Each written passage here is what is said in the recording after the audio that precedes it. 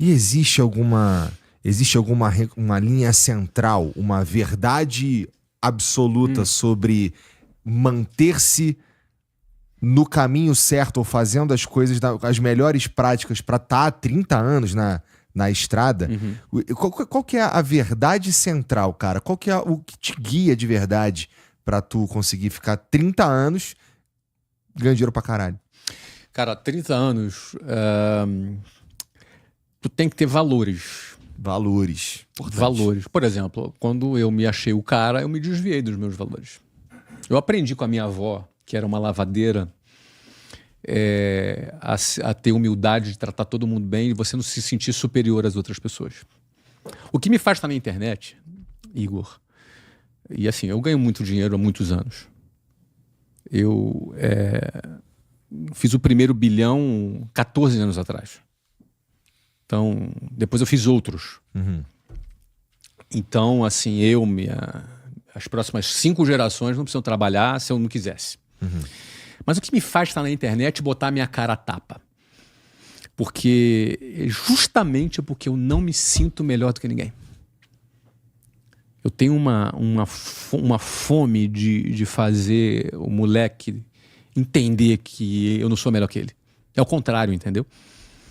Que se as pessoas... Eu tinha vontade de abrir a cabeça das pessoas e enfiar isso dentro da cabeça dela. Você entendeu? Porque eu penso que nem todo mundo vai ser bilionário, nem todo mundo vai ser multimilionário, mas eu tenho convicção que todo mundo pode viver melhor. Pode melhorar. Pode melhorar. Simplesmente entendendo alguns conceitos básicos. Então é isso que me move a fazer conteúdo, inclusive trabalhar com educação, e me motiva a estar nesse jogo, entendeu? Porque é óbvio que minhas empresas são lucrativas, muito lucrativas. Eu não faço caridade nas minhas empresas. Faço caridade nas minhas ações sociais que eu nem divulgo. Mas nas minhas empresas são empresas com fins lucrativos.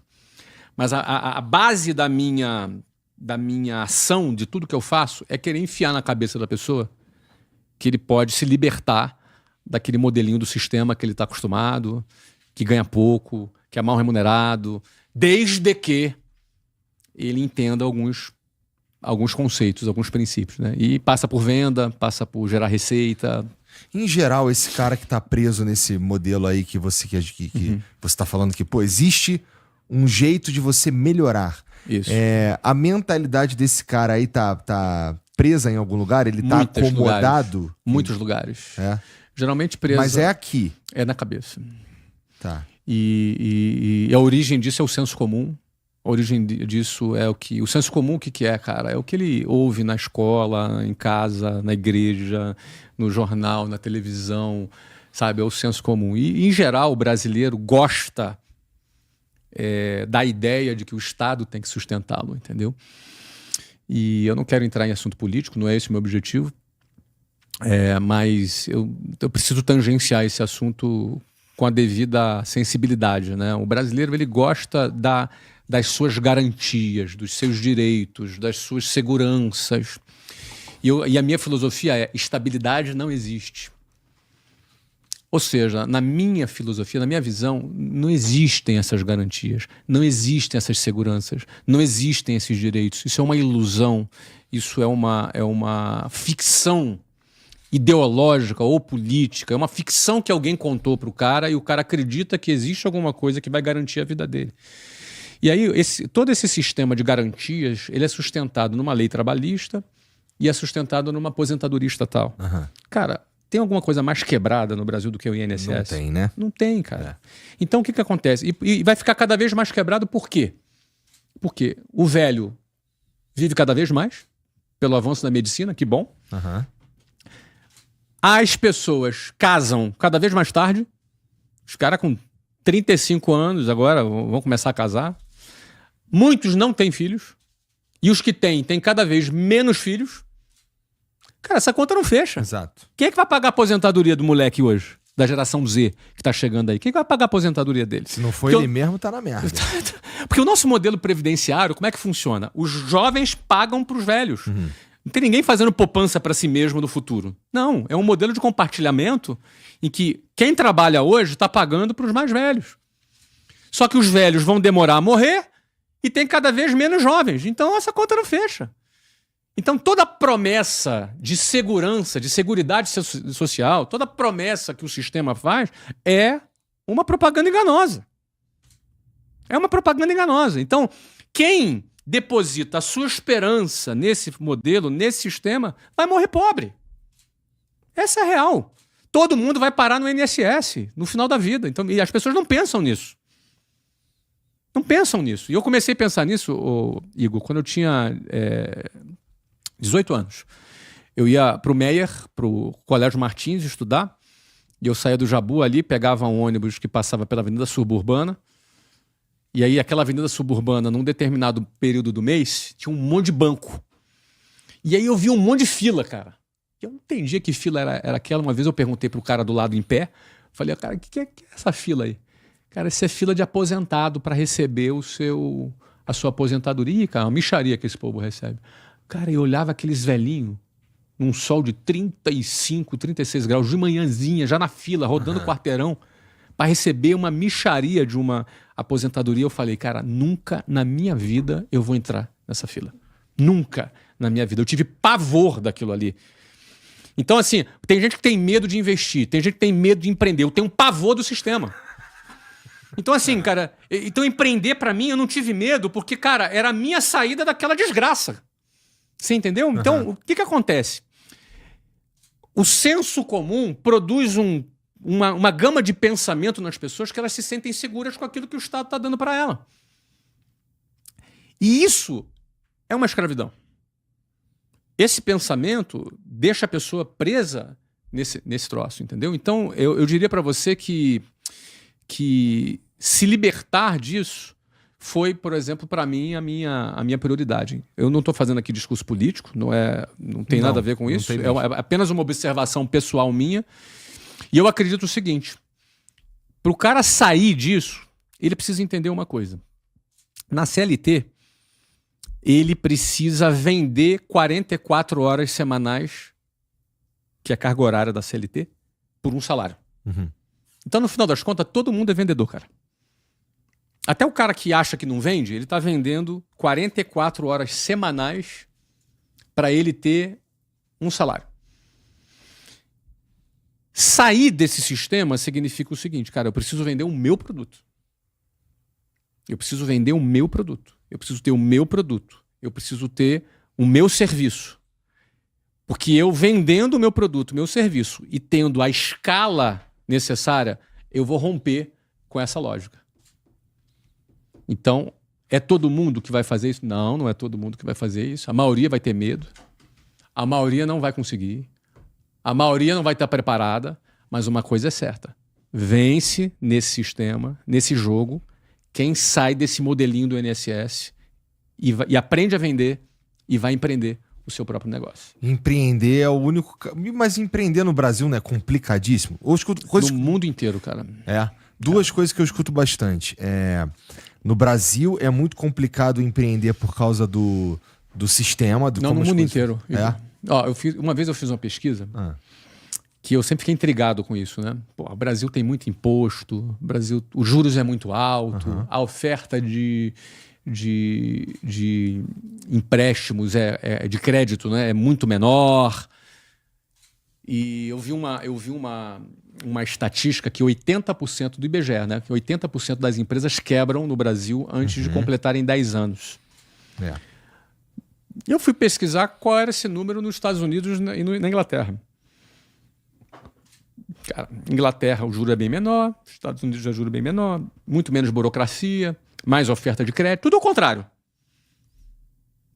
E aí eu cheguei no seguinte número, nas fontes lá que eu pesquisei.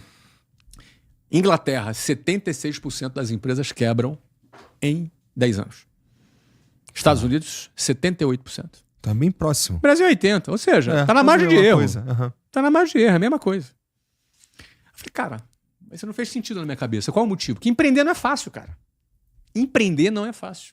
Você criar o seu próprio negócio em qualquer lugar do mundo não é fácil. Eu já empreendi nos Estados Unidos, já empreendi no Brasil.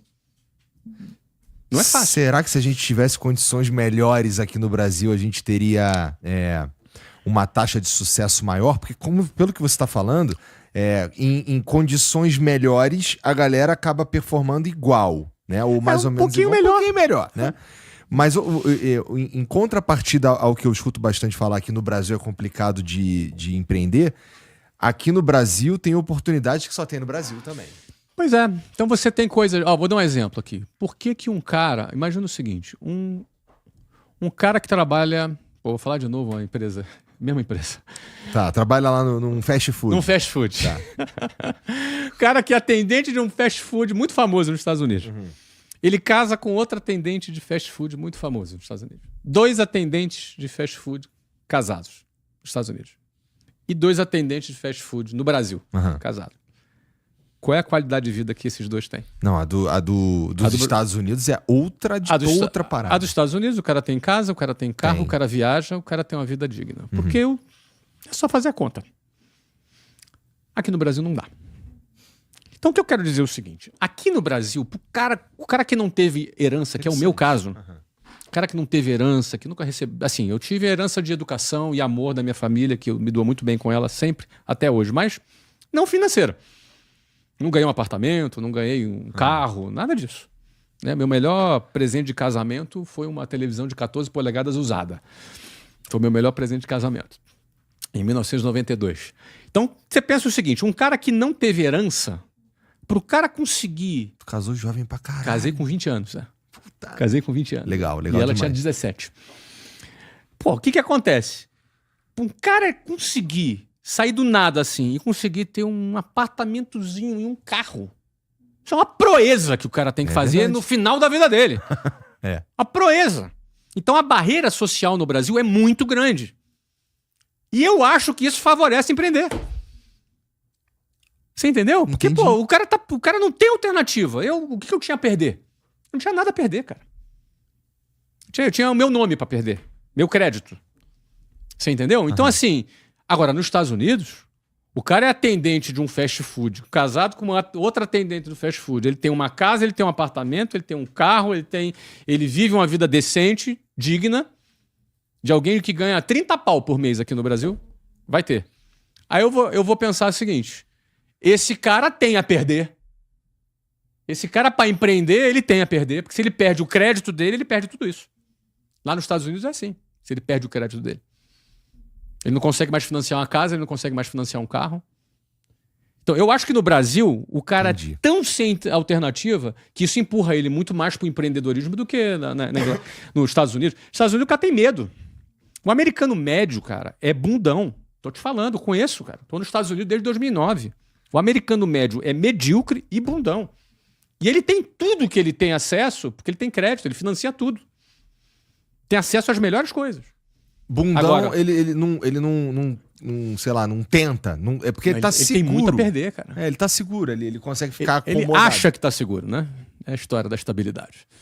Verdade. Esse lance da estabilidade aí, você que tá ouvindo aí, preste atenção nessa parada que a gente tá falando de estabilidade aqui, porque essa pode ser a maior rasteira que você vai tomar na sua vida. Essa que é a verdade. Quando você acha que você tá seguro, que o jogo tá ganho. Quando você acha que o jogo tá ganho... Porque tem uma lei. O cara, numa canetada muda a lei. Uma canetada, cara. Mas aí é direito adquirido. Cara, na Grécia, na crise que teve na Grécia na década passada, foram mais de 300 mil funcionários públicos desligados, cara. Todos eles tinham direito adquirido, tinham proteção de estabilidade. Cara, foi tudo pra rua. Porque quando o bicho pega, quando uma grande crise acontece, cara, a lei muda assim. Ah, sim. Não, mas tá na lei. Troca assim. Pá. Aí não adianta espernear, fazer manifestação. Acabou. Burocrata lá, puf. É assim que funciona, pô. Então, tu é o tipo de cara que fala assim, até você aí que se esforçou, que fez um concurso público, que você tá ganhando um salário numa função estatal, você devia estar prestando atenção. Na minha opinião, sim. E sair da zona de conforto. Eu vou te dizer por quê. Eu lido muito funcionário público me aborda na internet para me perguntar sobre isso, mas o que eu vejo? Você tem 2 tipos de funcionário público. A elite do funcionário público é aquela que ganha Que é o muito juiz, dinheiro. não sei o quê. Como é que é? Juiz. O judiciário ali, aquela elite, né, que aquilo ali ganha bastante dinheiro, entre aspas, não é? Às custas do Estado. Mas você tem ali a grande maioria dos funcionários públicos, é pouco. Sim. É pouco. Não tem plano de carreira, está desmotivado. Porque no funcionalismo público, o cara, se ele trabalhar melhor, ele não vai ganhar mais. Então, o que ele faz? Faz o básico. Faz o mínimo. básico. É. Entendeu? Então, mas ele tem o direito de não ser mandado embora. Será que isso é tão importante para um cara 10 anos depois? Ou ele está entediado com isso? Ou ele está insatisfeito? O que adianta o cara não ser mandado embora, mas está desmotivado? Está deprimido? Cheio de funcionário público com burnout, cara. Cheio. De cara com depressão. Cara deprimido. Cheio. Cara que vai pro trabalho puto todo dia se há arrastando, anos. cara. Se arrastando há anos, cara. Pô, isso, qual a graça disso? Ah, não, mas eu não vou ser mandado embora. Pelo amor de Deus, ele devia ter o direito de ser mandado embora pra se livrar daquilo ali, cara. Você entendeu? Para pra pensar, meu. É uma prisão. E esse cara é um cara inteligente pra caramba, porque fazer um concurso público não é fácil passar. Super inteligente. Então, assim, eu falo isso com muito respeito, entendeu? Porque eu fui funcionário público, né? Eu fui da Marinha, passei no concurso da Marinha. Então, eu digo pra você que... Quanto tempo tu ficou lá? Fiquei 2 anos. Tá. 2 anos na Marinha. Pois isso não era a minha praia, né? Ficou claro. Ficou bem claro. Mas eu diria pra você que muito do talento do ser humano é desperdiçado quando ele cai nessas armadilhas, entendeu? Da estabilidade. Porque entre a liberdade e a segurança, meu irmão, eu fico com a liberdade, né? E você que tá assistindo esse vídeo aqui no Talk Flow, dá pra você virar membro, cara, do Flow agora. É um botãozinho do lado do botão de se inscrever. A gente faz um programa semanal só pros membros. Olha. Então fique esperto aí. Se quiser virar membro, tá bem aqui do lado, é mó merreca, custa menos de R$8, irmão.